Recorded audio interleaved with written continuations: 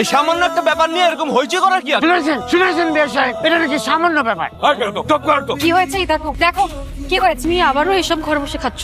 কতবার মানা করছি খাওয়ার জন্য। কি সমস্যা তোমার? হ্যাঁ, তুমি কথা শুনতেছো আমার? আইমান, আমার বাড়ি আমার ঘর, আমি যা ইচ্ছা তা করুন। তোর ভালো না লাগে তুই বাইরে যা। আমার কপালটাই খারাপ। তোর মতো ফালতু বিয়াদব ঘাটতেরা লোকের সাথে তোমার বিয়ে হয়েছে। আমি ফালতু? ফালতু? তুই ফালতু? না, তোর বাপ যারা ফালতু। এই মুখ সামলে। আমার ভুল হয়েছে তোর মতো একটা ফালতু মায়ের বিয়ে করা। তোর বাপ যারা আমার কাছে 50 লাখ টাকা দিব, দিয়ে দাও। আর টাকার মতো পুলিশে দেবো আজকে আমি। চুপ। তুই মারলা কেন আমাকে?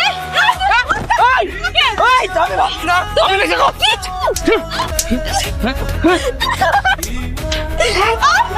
টাকার জন্য, সামান্য যৌতুকের টাকার জন্য আমার বোনকে অমানুষের মতন মারছে তোমার ভাই। এই যে দেখো দেখো, অমানুষ জানোয়ারের মতো। জানোয়ার একটা। এই মেয়ে, চুপ করো তুমি। বেয়াদবের মতো কথা বলছো কেন? দেখবে বলে কি করবে না? একটা থাপ্পড় মেরে গালের সব দাঁত ফেলে দেবো। এই ছেলে চুপ, একদম চুপ। আর বড় মেয়ের গায়ে হাত তুলেছে, এখন আমার সামনে আমার ছোট মেয়ের গায়ে হাত তুলতে চাও? কি ভেবেছো তুমি? তোমাকে সাপের 5 পা দেখেছো? আমি হুমায়ুন চৌধুরী এখনো বেঁচে আছি। লজ্জা করে না? লজ্জা করে না তোমার? সামান্য টাকার জন্য তোমার স্ত্রীর গায়ে হাত তোলো। তোমার কাছে আমার মেয়েকে রাখবো না। এই চল, না দেখে নিয়ে চল। প্লিজ একটু বোঝার চেষ্টা করো। কি বুঝবো আর? আপনার সাথে তো আমি অনেক বছর ধরে ব্যবসা করি। আপনি অনেক ভালো মানুষ, আপনাকে আমি চিনি জানি। আপনি তো আপনার ভাগ্নের কথা আমাকে বলেছেন, ওর জন্য সম্বন্ধ এনেছে। বলেছেন ছেলে লাখে একটা। আমি কিচ্ছু না বলে আমি রাজি। তারপর বলেছেন ছেলের ব্যবসার জন্য 50 লাখ টাকা দরকার, ওকে দেবো, কোনো সমস্যা নেই। কিন্তু আপনি তো জানেন আমার শিপটা খালাস হলেই তো আমার কাছে আমার রিকোয়ারমেন্ট চলে দিয়ে দিতাম। এই সামান্য দেরির জন্য সে আমার কলিজার টুকরা মেয়ের গায়ে হাত তুলবে? আমি আর এই গারলের কাছে আমার মেয়ে রাখবো না। আদিয়া, নাদিয়া, এই বাড়ি থেকে একবার চলে গেলে কিন্তু আর ফেরত আসতে পারবে না। আমার আপু আসবেও না, আর যদি আসতেও চায় আমরা কোনোদিন আসতে দিব না। এই একটা কথা আপনারা খুব ভালো করে শুনে রাখেন, এই বাড়িতে কোনোদিন কোনো ভালো বংশের মেয়ে আসবে।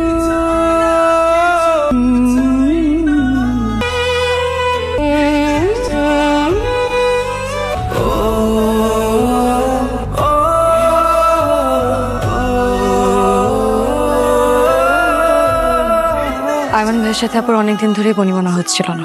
আপুকে সময় দেয় না, ঠিক মতন কথাও বলে না, আর দেরি করে নাকি বাসায় ফিরে। আম্মা তুমি জানো এই ছেলে মাঝে মধ্যে ড্রিঙ্কও করে। এর আগেও নাকি 2-1 বার আপুকে হাত তুলছে। এর আগেও তোরে মারছে? আমার বলিস না কিসের জন্য? মেয়েরা সংসারের সব কথা সবসময় মুখ ফুটে বলতে পারে না ভাইজান। এই ছেলে যে এইরকম, এটা তো আগে বুঝতে পারি নাই। এটা আমরা কি বিয়ে দিলাম ভাইয়া? আমারই ভুল হয়েছে, আমি বুঝতে, আমি চিনতে পারিনি। তোর বাবাকে মাফ করে দিস না দিয়া।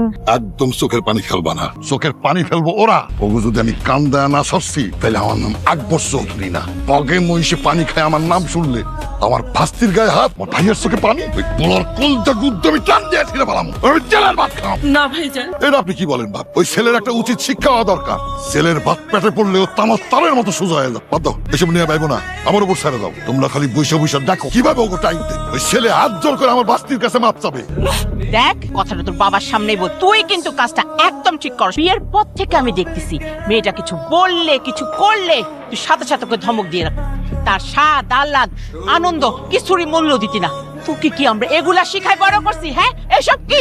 মনে মনে না হলে সময় নেই, তাকে বুঝতে চেষ্টা কর। তা না, তখন তো কোনো গায়ে হাত দেওয়া মান সম্মান কিছু থাকলো না। সব থেকে বড় কথা, তুমি তোমার মাথাটা একটু ঠান্ডা করো ভাই। তোমার মাথা গরম হয়ে গেলে তুমি কি বলো কি করো তোমার কোনো সেন্স থাকে না। এভাবে সংসার করতে পারবা না। এই চুপ কর তুই। কয়টা বিয়ে করেছিস? এমন ভাবে কথা বলছিস যেন 10-12টা সংসার করে উল্টে ফেলছিস। এগুলো বোঝার জন্য সংসার করা লাগে। ছোট মানুষের মতো থাক।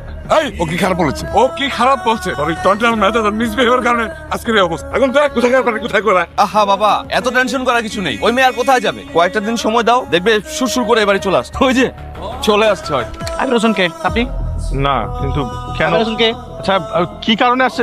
কি কারণে আসছে? আমির হোসেনকে? বলেন না কেন? কার কাছে আসছেন আপনারা? আমির হোসেনকে এখানে আমি কেন? আর আশ্চর্য কেন? আরে কি ব্যাপার? ওনার বিরুদ্ধে নারী ও শিশু নির্যাতন আইনে মামলা হয়েছে। ওনাকে অ্যারেস্ট করতে এসেছে কে করছে? আকবর চৌধুরী। ভাই ওনাকে নিয়ে চলো। আপনাদের যদি কিছু বলার থাকে তাহলে কোর্টে কি বলবেন? ভাই ওনাকে নিয়ে বাবা, আরে কি আশ্চর্য! বাবা,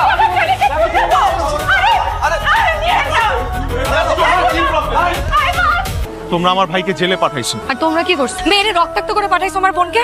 তাই বললে তোমরা আমার ভাইয়ের নামে মামলা দিবা? এই তোমার ভাই লিটারালি আমার বোনকে ফোন দিয়ে হুমকি দেয় এরকম লোকে জেলে যাবে তারপর শিক্ষা হবে। শিক্ষা তো তোমাদের ফ্যামিলিরও হওয়া উচিত। আশ্চর্য, হাজবেন্ড ওয়াইফের মধ্যে তো ঝগড়াঝাটি হইতেই পারে, তাই বলে এই তুমি চুপ করো, তোমাকে না আমি আলাদা ভাবি, কিন্তু তুমিও দেখি বাকি পুরুষদের মতো সেম বের হয়ে গেছে না তোমার পুরুষালী দাঁত, যেটাকে তুমি একটু একটু ঝগড়া বলতেছো। এটা হাজবেন্ড যখন ওয়াইফের গায়ে হাত তখন কত অপমানিত বোধ হয়, বুঝো তুমি কতটা লো ফিল হয়। অবশ্য তুমি এগুলো বুঝবা, তুমি তো মার খাও নাই, এ মার খায় যে বুঝে তার কেমন। তুমি শুকরিয়া আদায় করো তোমার হোল ফ্যামিলির নামে আমরা মামলা দেই। ও মাই গড, মানে ফুল ফ্যামিলির নামে মামলা দিতে চাইছিলা? ভাই রে ভাই, কোন ফ্যামিলির কাছে বিয়ে দিলাম আমার ভাই রে। এই So, তোমরা তোমাদের হয়তো কি family। জানো, তোমরা হয়তো মামলাবাজ family। এই মুখ সামলে কথা বলো, তুমি মুখ সামলায় কথা বল। আর তোমাদের ফ্যামিলি কি হ্যাঁ?